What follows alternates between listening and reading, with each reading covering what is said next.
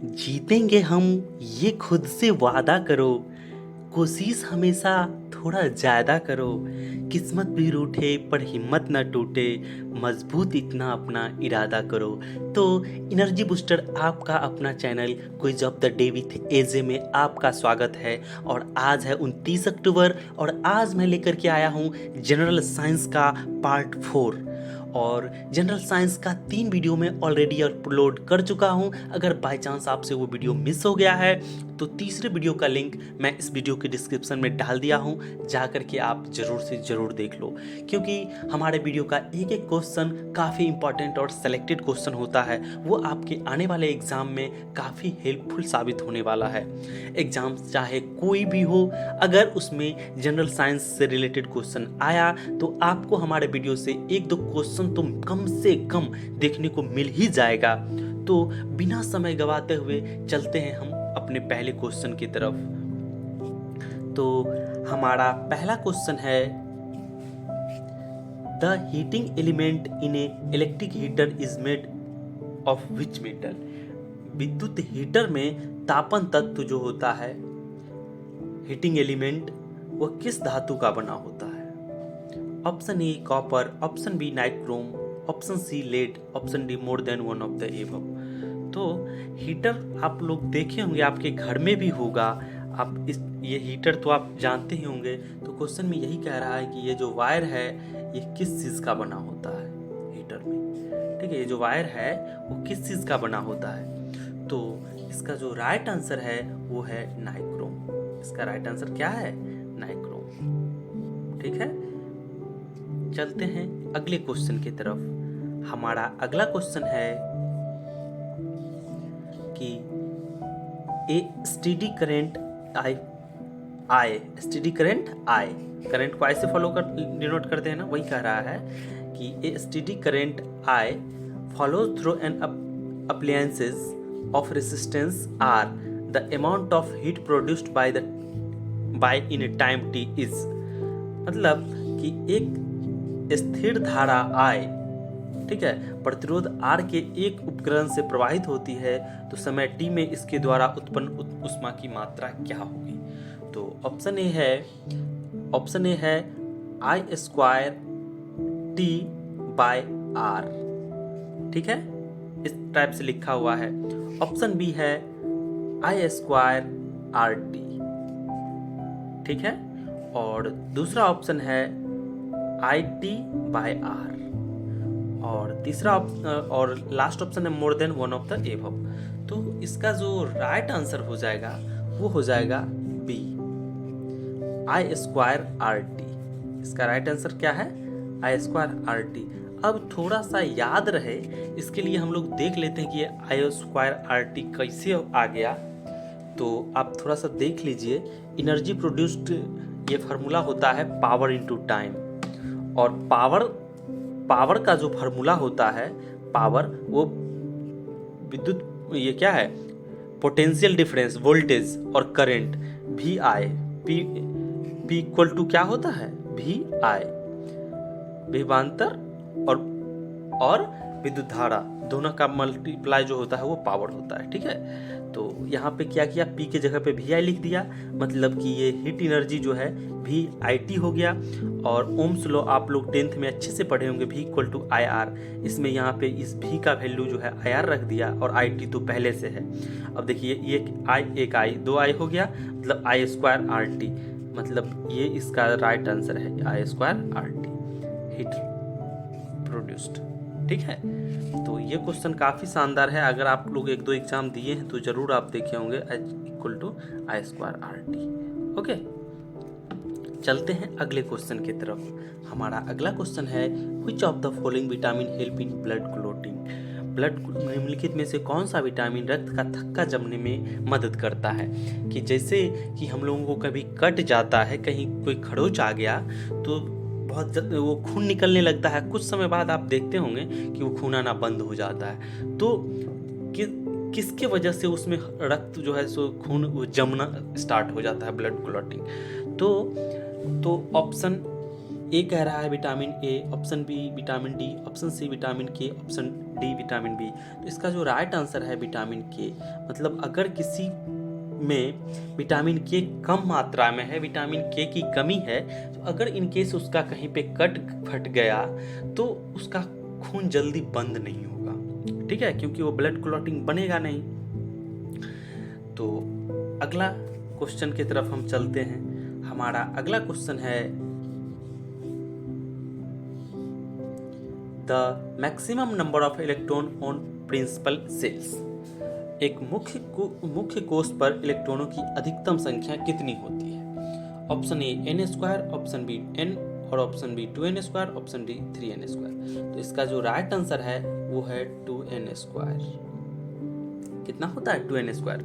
अब आपको क्वेश्चन में क्या करेगा ये आपको याद रखना है कि मैक्सिमम जो है number of electron principal shell में होता है वो 2n स्क्वायर। और आपको क्वेश्चन में ऐसा पूछ देगा कि बताइए कि फोर्थ सेल में, आपसे क्वेश्चन पूछ देगा कि फोर्थ सेल में कितना इलेक्ट्रॉन है ना? तो वहाँ पे इस टाइप से आपको मान के चलिए पूछ देगा, कह देगा फोर्थ सेल में कितना इलेक्ट्रॉन है, तो आपको याद रहेगा ये फार्मूला 2n स्क्वायर। उसमें n की जगह पे नंबर ऑफ सेल हम यहाँ पे 4 रख दिया, मतलब ये 32। तो क्वेश्चन ऐसा भी पूछता है कि मैक्सिमम इलेक्ट्रॉन जो है फिफ्थ सेल में, सिक्स्थ सेल में, फोर्थ सेल में कितना है, तो वहाँ पे आपको 2n स्क्वायर से निकाल देना है, ठीक है। चलते हैं अगले क्वेश्चन की तरफ। हमारा अगला क्वेश्चन है which mixture of the metal is used in gun metal. अब गन मेटल में किस धातु का मिश्रण होता है, ठीक है। तो option A copper zinc tin, option B copper lead gold, option C copper zinc lead और option D copper iron nickel. तो इसका जो राइट आंसर है कॉपर टिन जिंक होता है। क्या होता है? CTZ, क्या? Gun metal, copper tin zinc, ठीक है, गन मेटल। उसके बाद बढ़ते हैं अगले क्वेश्चन की तरफ। हमारा अगला क्वेश्चन है कि microphone is a device which transform the. Microphone एक ऐसा उपकरण है जो परिवर्तित करता है किसको? तो कह रहा है साउंड सिग्नल को करंट सिग्नल में, या साउंड सिग्नल को या करंट सिग्नल को साउंड सिग्नल में, या साउंड सिग्नल को लाइट सिग्नल में, लाइट सिग्नल को साउंड सिग्नल में। तो इसका जो राइट आंसर है वो हो जाएगा साउंड सिग्नल को करंट सिग्नल में ये माइक्रोफोन कन्वर्ट करता है, ठीक है। चलते हैं अगले क्वेश्चन की तरफ। हमारा अगला क्वेश्चन है which electromagnetic radiation is used for satellite communication. निम्नलिखित में से कौन सा इलेक्ट्रोमैग्नेटिक रेडिएशन जो है सैटेलाइट कम्युनिकेशन में यूज किया जाता है? Option A ultraviolet ray, option B infrared और option C microwave, option D millimetre wave. तो इसका जो राइट आंसर हो जाएगा वो हो जाएगा माइक्रोवेव, ठीक है। चलते हैं अगले क्वेश्चन की तरफ। हमारा अगला क्वेश्चन है acid rain is caused due to pollution of atmosphere by. Acid rain जो है वो होता है किसके वजह से? तो ऑप्शन ए है oxide of carbon and nitrogen, oxides of nitrogen and sulphur, option A oxides of nitrogen and phosphorus, option D none of this. तो इसका जो राइट आंसर हो जाएगा वो हो जाएगा oxides of nitrogen and sulphur, मतलब SOx and NOx, oxide of ये नाइट्रोजन और ऑक्साइड ऑफ सल्फर, सॉक्स और नॉक्स की वजह से एसिड रेन होता है, ठीक है। और अब चलते हैं अगले क्वेश्चन की तरफ। अगला क्वेश्चन है हमारा the national chemical laboratory is situated on. राष्ट्रीय रासायनिक प्रयोगशाला कहाँ स्थित है, ठीक है। Option A new Delhi, option B Bengaluru, option C Patna, option D Pune. तो इसका जो राइट आंसर है वो हो जाएगा पुणे। राष्ट्रीय केमिकल प्रयोगशाला कहाँ है? केमिकल लेबोरेटरी वो है पुणे में, ठीक है। चलते हैं अगले क्वेश्चन की तरफ। हमारा अगला क्वेश्चन है what is the SI unit of frequency. आवृत्ति का एसआई यूनिट क्या है? एसआई यूनिट क्या है? Option A dioptre, option B second, option C hertz, option D metre. तो इसका राइट आंसर क्या हो जाएगा? हर्ट्ज हो जाएगा। और जैसा कि आप लोग जानते हैं डायोप्टर किसका है, तो ये है ये पावर ऑफ लेंस, आप पढ़े होंगे, लेंस की क्षमता है ना, पावर ऑफ लेंस। तो ये है डायोप्टर। सेकेंड तो आप लोग जानते ही हैं, ठीक है, समय का है, टाइम का है, और हर्ट जो है वो आवृत्ति का है, फ्रीक्वेंसी का, और मीटर तो जानते ही हैं लेंथ का है ना। तो चलते हैं अगले क्वेश्चन की तरफ। हमारा अगला क्वेश्चन है a universal blood donor has dash dash type, मतलब यूनिवर्सल ब्लड इसमें कौन सा है ब्लड ग्रुप। यूनिवर्सल डोनर कहने का मतलब ये ऐसे लोग जिनका ब्लड ग्रुप ये होता है, कौन सा वो भी ऑप्शन में चर्चा करेंगे, वो किसी भी ब्लड ग्रुप वाले को वो अपना खून दे सकता है।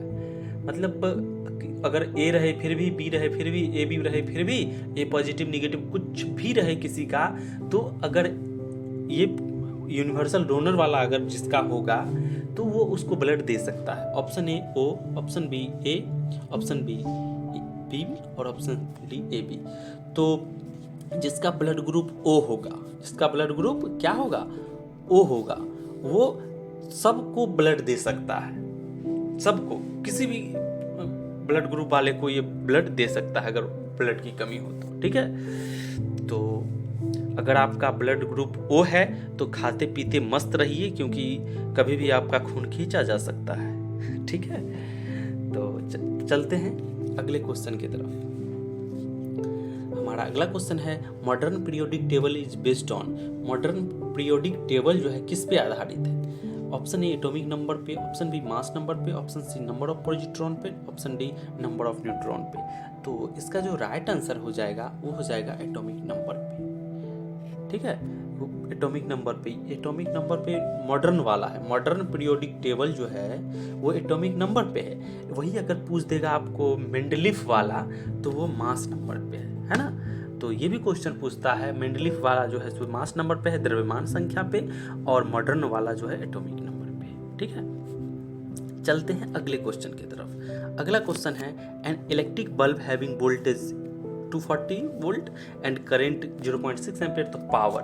अब पावर हम आपको पहला ही क्वेश्चन में बताए थे, दूसरा क्वेश्चन में, जहाँ पे हम आपको बताए कि हीट जो होता है I² RT होता है, वहाँ पे हम आपको पावर का फार्मूला बताए थे कि वो VI होता है, मतलब वोल्टेज और करंट दोनों का मल्टीप्लाई होता है। अब भी यहाँ पर दिया हुआ है 240 है ना, और I दिया हुआ है 0.6। ये दशमलव हटाएंगे, 1 0 आएगा, और उसके बाद क्या होगा, 6 चौके 24 है ना। अच्छा, एक मिनट, ये देखिए 240 बाय 0.6 है ना, 0.6, ये दशमलव हटाएंगे, ओ सॉरी, देखिए वहाँ पे हम अभी बताए हैं कि पावर इक्वल टू क्या होता है, VI होता है ना, मल्टीप्लाई होता है ना। तो 240 मल्टीप्लाई 0.6 होगा ना, है ना। अब ये दशमलव हटाएंगे, 1 0 कट गया, तो अब 24 और 6 को मल्टीप्लाई करेंगे, 24 और 6 को क्या करना पड़ेगा, मल्टीप्लाई करना पड़ेगा। तो ये आंसर जो आ जाएगा 144 हो जाएगा, 144 हो जाएगा। ठीक है, तो ये फार्मूला काफ़ी फेमस है, याद रखिएगा आप लोग, VI, पावर का फार्मूला जो होता है VI। चलते हैं अगले क्वेश्चन की तरफ। हमारा अगला क्वेश्चन है the conversion of solid directly into vapour. जब सॉलिड डायरेक्टली वेपर में बदल जाता है तो उसको हम लोग क्या बोलते हैं। Option A evaporation, option B condensation, option C vaporisation और ऑप्शन डी सब्लिमेशन। तो इसका जो राइट आंसर है सब्लिमेशन, इसका राइट आंसर क्या है, सब्लिमेशन। और इसको जो है हिंदी में ऊर्ध्वपातन बोलते हैं। जो हिंदी मीडियम वाले हैं वो ऊर्ध्वपातन पढ़े होंगे, ठीक है ना। तो इसका राइट आंसर हो जाएगा डी। चलते हैं अगले क्वेश्चन की तरफ। आज आप 15 क्वेश्चन नहीं है, आज 25 क्वेश्चन मैं लेकर के आया हूँ, क्योंकि हमारा टारगेट एग्जाम में हमारे ही वीडियो से क्वेश्चन फंसाना है, इसलिए मैं नंबर ऑफ क्वेश्चन ज़रूरत पड़ने पे बढ़ा लेता हूँ। और क्वेश्चन है the SI unit of electric charge, विद्युत आवेश का SI मात्रक क्या है। तो option A watt, option B ohm, option C ampere, option D coulomb. तो इसका जो राइट आंसर है वो हो जाएगा कूलम्ब। इसका राइट आंसर क्या हो जाएगा, कूलम्ब। ठीक है, चलते हैं अगले क्वेश्चन की तरफ। हमारा अगला क्वेश्चन है the gases used in different types of welding gases. विभिन्न प्रकार के वेल्डिंग में प्रयुक्त होने वाला गैस कौन सा होता है? तो वेल्डिंग में कौन सा गैस यूज किया जाता है?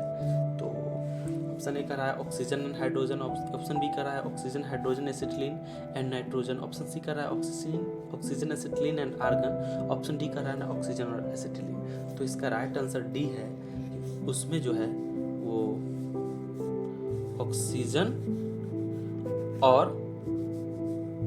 एसिटिलीन दो गैस यूज किया जाता है वेल्डिंग में।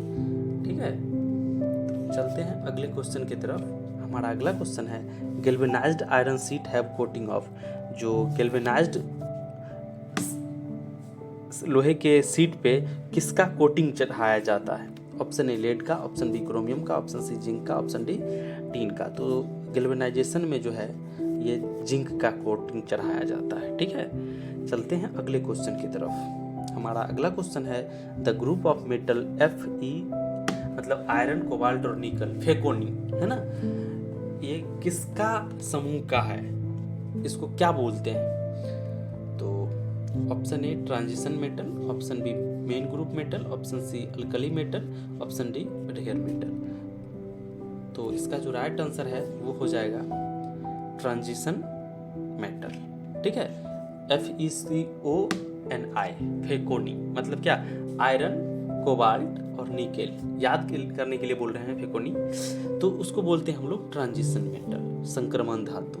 ठीक है, चलते हैं अगले क्वेश्चन की तरफ। हमारा अगला क्वेश्चन है carbon, diamond and graphite are together called. Carbon, हीरा और ग्रेफाइट ये क्या है? ये लोग ये सभी जो है तीनों ये क्या है? ऑप्शन ए एलोट्रॉप, आइसोमर, आइसोमॉर्फ्स और आइसोटॉप। तो ये तीनों जो है एक दूसरे का एलोट्रॉप है, अपरूप है। हिंदी में उसको क्या बोलते हैं? अपरूप, है ना। चलते हैं अगले क्वेश्चन की तरफ। हमारा अगला क्वेश्चन है what is the laughing gas, हंसाने वाली गैस का क्या नाम है? Option A nitrous oxide, option B carbon monoxide, option C sulphur dioxide, option D hydrogen peroxide. तो आपको पता ही होगा, नहीं पता बता देते हैं। इस हंसाने वाली गैस जो होता है वो होता है नाइट्रस ऑक्साइड, और इसका फार्मूला कभी कभी पूछ देता है तो N2O4। ठीक है, N2O4 उसका फार्मूला होता है लाफिंग गैस का। चलते हैं अगले क्वेश्चन की तरफ।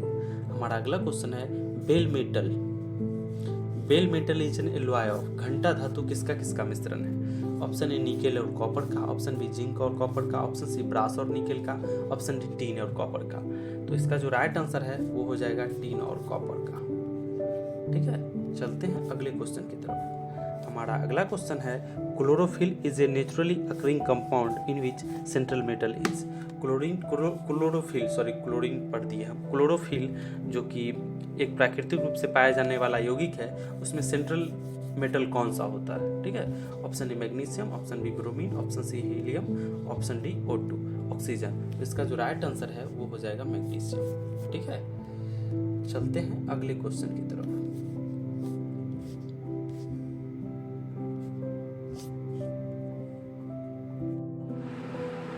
हाँ, तो अगला क्वेश्चन है कि nuclear reactor are based on. Nuclear reactor किस पे आधारित है? न्यूक्लियर फिजन पे, मतलब नाभिकीय विखंडन। फिजन मतलब विखंडन। और option B natural radioactivity, nuclear fusion, और option D spontaneous chemical reaction. तो न्यूक्लियर रिएक्टर जो है वो न्यूक्लियर फ्यूजन पे आधारित है। ठीक है, चलते हैं अगले क्वेश्चन की तरफ। हमारा अगला क्वेश्चन है hematite is an ore of. Hematite किसका ओर है? अयस्क है। Option A zinc, option B iron, option C lead, option D manganese. तो इसका जो राइट आंसर है वो हो जाएगा आयरन। हेमेटाइट जो है आयरन का अयस्क है। ठीक है, चलते हैं अगले क्वेश्चन की तरफ। अगला क्वेश्चन है percentage of carbon in steel ranges. Steel में कार्बन का परसेंटेज कितना होता है? ऑप्शन ए 0.1 से 1.5%, 1.5 से 3%, और 3 से 4 या 4 से 6। तो इसका जो राइट आंसर है वो हो जाएगा 0.1 से 1.5%। बस इतना ही होता है कार्बन स्टील में, ठीक है। तो आपको अगर हमारा वीडियो हेल्पफुल लग रहा है, अच्छा लग रहा है, तो अपने दोस्तों को शेयर कर दीजिए। और आप लोग वीडियो देखते हैं लेकिन वीडियो को आप लोग लाइक नहीं करते हैं, तो जिससे कि मुझे मोटिवेशन नहीं मिलता है। हो सके तो आप लोग वीडियो को लाइक ज़रूर कर दीजिए, कमेंट नहीं भी करिए तो चलेगा। और अगर आप हमारे चैनल पे नए हैं तो चैनल को सब्सक्राइब करके बेल आइकन दबा लें और अपने दोस्तों को शेयर कर लें। धन्यवाद।